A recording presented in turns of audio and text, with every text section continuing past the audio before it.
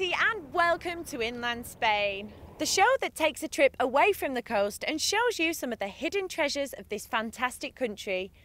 I'm here in the northwest region of Murcia in the beautiful town of Murcia, where I'll be taking a look at some of the fantastic things to do in this beautiful part of Spain. Murcia is just an hour's drive from Alicante and Murcia airports. It lies 500 metres above sea level and has spectacular views of the nearby mountain ranges. With so much to see and do, it is well worth a visit if you're in the area. Murcia is an ancient city with history dating back for over 2,000 years. It was once known as La Bella, or Beautiful City by the Arabs, during the conquest of Spain, and it's easy to see why. Murcia is full of historical monuments such as the 15th century church, a monastery, theatre and a stunning castle that overlooks the city. It's also famous for the production of wine and has over 50 wineries, one of which I'll be visiting later on. With so much to see and do, let's head off to check it out.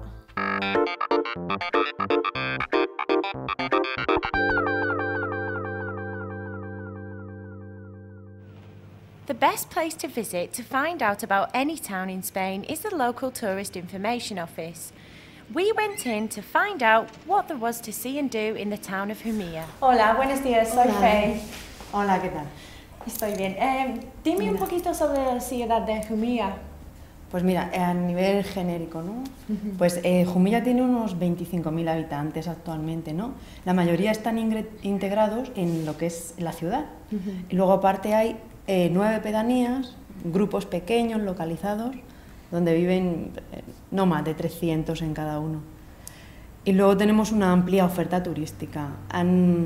Se han restaurado muchas iglesias, muchos monumentos y tenemos un museo arqueológico muy importante que tiene piezas desde los íberos.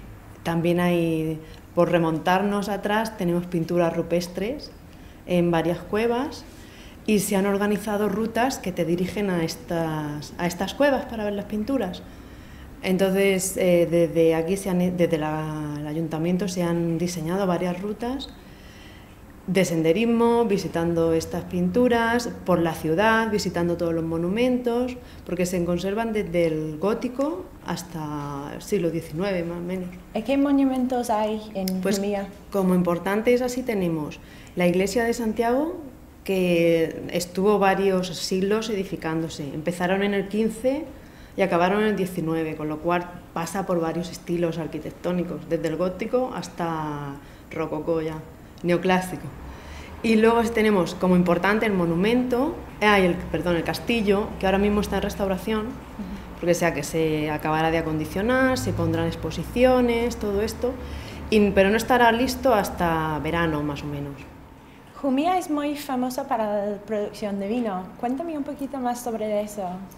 Pues mira, Murcia tiene la denominación de origen que lleva su nombre desde el 1966, ¿no? Entonces tiene casi 50 bodegas. Y lo que se ha hecho aquí a nivel turístico es una ruta del vino, en la cual entran bodegas donde tú puedes ir, visitarlas, te enseñan el proceso de elaboración, puedes degustar los vinos, bueno, hacerte las fotos, todo esto. Luego hay restaurantes que te ofrecen la comida típica de la zona, son gazpacho, gachamigas, bueno, no sé si lo has probado.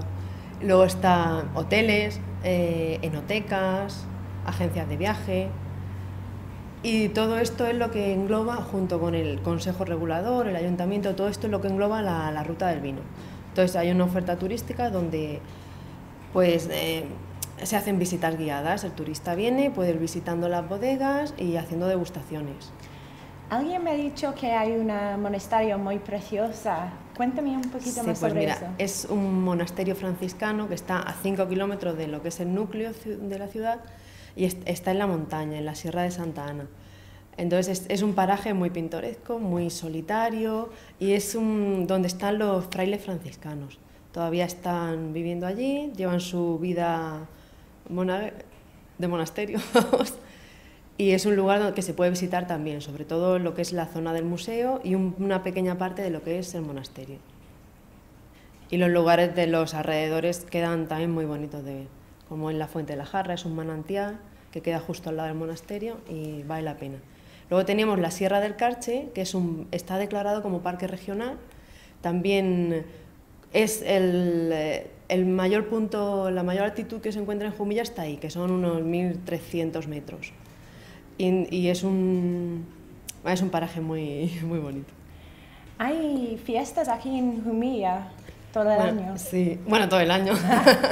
Tenemos Semana Santa, que está declarada de interés turístico nacional, y como importante también tenemos en agosto, durante la segunda semana de agosto, siempre que caiga alrededor del día 15, está la feria y fiestas patronales en honor a la Virgen de la Asunción. Entonces ahí se hace la Festival Nacional de Folclore, donde vienen muchos grupos de otros puntos de España para nos muestran sus danzas, trajes típicos, es muy colorido todo.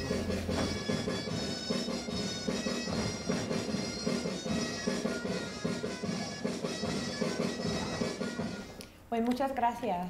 Toma y bienvenidos. Gracias. Well, with so much to see and do, I better head off and check it out.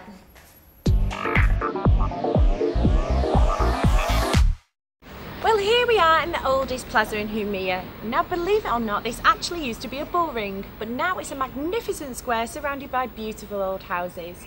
Many of these are homes for rich people from Murcia who come to Jumilla during the summer months to escape the city heat.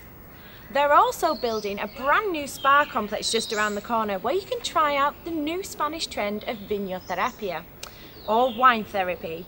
Now this involves a relaxing massage where they rub locally grown grapes all over your body. Absolutely wonderful. I'm going to have a bit of a wander around now and check this square out.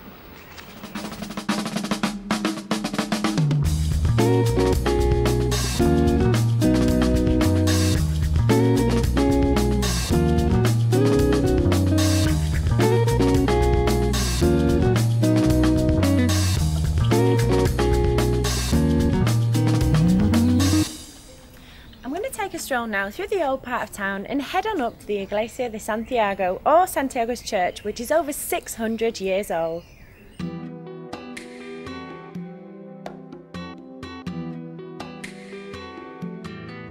The Iglesia de Santiago is one of the main symbols of Jumilla and can be reached by a small walk up from the old part of town.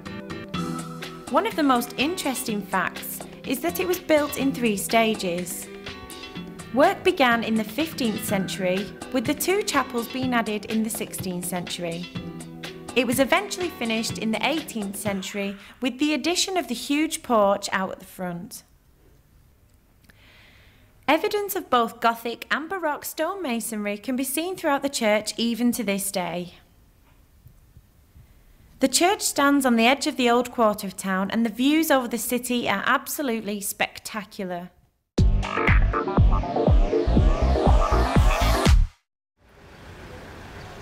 Now, Jumilla is not just a quiet country town. There's loads of things to see and do here. They even have their own theatre where they put on various performances throughout the year. So let's go inside and take a look around. The Rico Theatre was built in the 19th century on the ruins of an old Franciscan convent and was opened to the public in 1883. The interior was designed and painted by famous Spanish architect Justo Miran. The design today is based on one of the most famous theatres in Murcia, the Romea. The theatre has recently undergone restoration and was reopened by Queen Sofia of Spain in 1991. We decided to take the advice of the Tourist Information Office and walk through the Picacho Nature Park to the beautiful monastery of Santa Ana and have a look around its Museum of Religious Artefacts. Well, I've finally made it up the hill, and from up here the views are absolutely spectacular. This is the monastery of Santa Ana, which was built in the 18th century, and to this day it's still run by the Franciscan monks. Inside they have a museum which is home to religious artefacts from all over the world. So let's have a wander inside and check it out.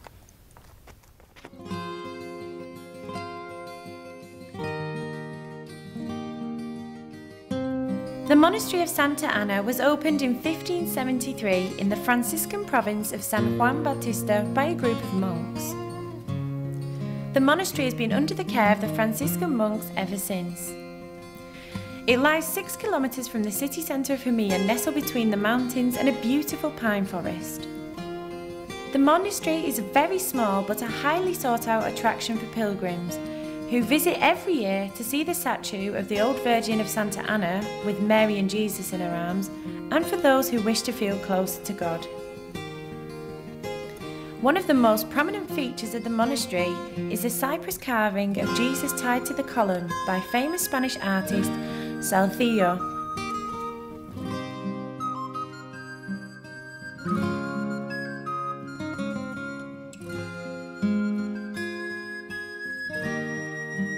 The monastery is also world famous for its museum, which is home to hundreds of religious statues from all over the world.